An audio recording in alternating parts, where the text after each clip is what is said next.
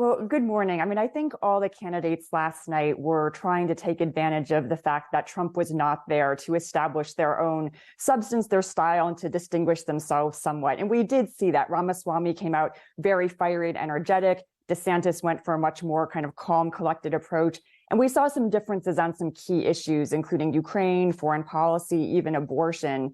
But I think the bigger question is if any of that actually matters at the end of the day. As you pointed out, Trump has a very commanding lead in the polls right now, in the upper 50s, just simply dwarfing his fellow candidates at the moment. And so the real question is if the field stays this crowded, if anyone really can break through and make a dent in the upcoming primaries. Well, when you look at the candidates momentum-wise, Ramaswamy has been really strong in terms of momentum. And during the first hour of the debate, the attacks really centered on him. Is this a reflection of the other candidates seeing him as the biggest threat?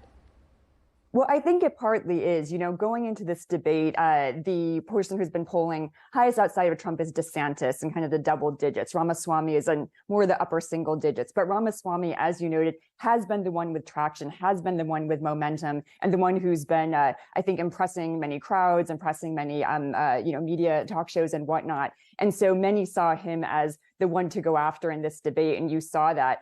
The thing was, Ramaswamy was very ready for that. He was very quick with his own retorts, with his own jabs, and really seemed to almost relish the moment and seize the attention, and I think turned it to his advantage overall. DeSantis, on the other hand, I think many thought would be the target. Instead, he, I would say, stayed, like I said, pretty calm and collected through it. He didn't make any gaps or any big mistakes, but at the same time, he didn't take control of the debate in the way that I think some thought that he would, and many might see that as an advantage or a disadvantage. Julie, in your mind, do you think that any of these candidates are making a big push, not necessarily to become the Republican candidate for president, but potentially to become former President Trump's running mates as vice president? Yeah, it's a certainly fair question, and I think it's one that most voters are somewhat aware of, again, looking at the polls.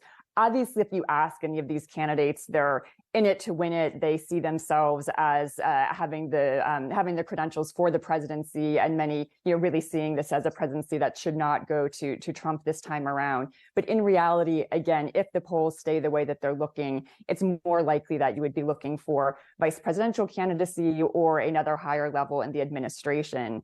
The other thing to note is just many of these candidates are still young. Ramaswamy, obviously the youngest, but Nikki Haley, others that maybe in 4 years would be kind of go-to candidates as well. So even if they don't break through in these primaries, many of these are setting a strong foundation for what might be a stronger future in the party. Yeah, I mean, I thought it was really notable that when asked if they would still support President Trump if he was convicted of a felony, pretty much all of them raised their hands with the exception of Chris Christie and Asa Hutchinson. So that was notable.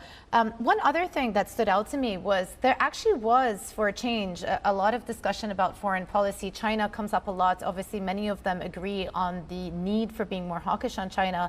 But Ukraine was a bit of a sticking point. You had different views on the platform. To what extent do you think this is going to affect how a potential change in leadership in the U.S., if it does switch from Democratic to Republican, how that's going to affect how the U.S. government approaches Ukraine and military assistance going forwards?